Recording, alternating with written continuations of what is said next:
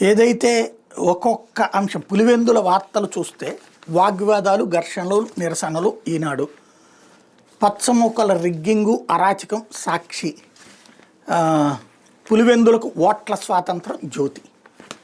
ఇందులో ఎవరైనా వార్తలు ఇచ్చారా? ఎవరి వార్తలు వాళ్ళు ఇచ్చారు. తెలుగుదేశం కోసం ఈనాడు జ్యోతి, వైసీపీ కోసం సాక్షి. జరిగిన పరిణామాలలో వాస్తవమేంటి అవాస్తవమేంటి రాసే మీడియా లేదు. ఆంధ్రప్రదేశ్కి పట్టిన దరిద్రం అదే.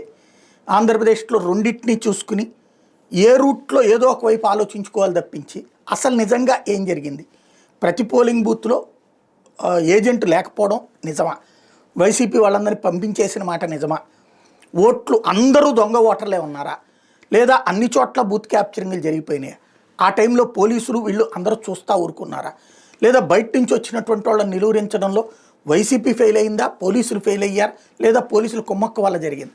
ఇది మీడియా నిజాయితీగా రాసేటటువంటి వాళ్ళు కరువు అవ్వడం ఆంధ్రప్రదేశ్కి పట్టిన శాపం.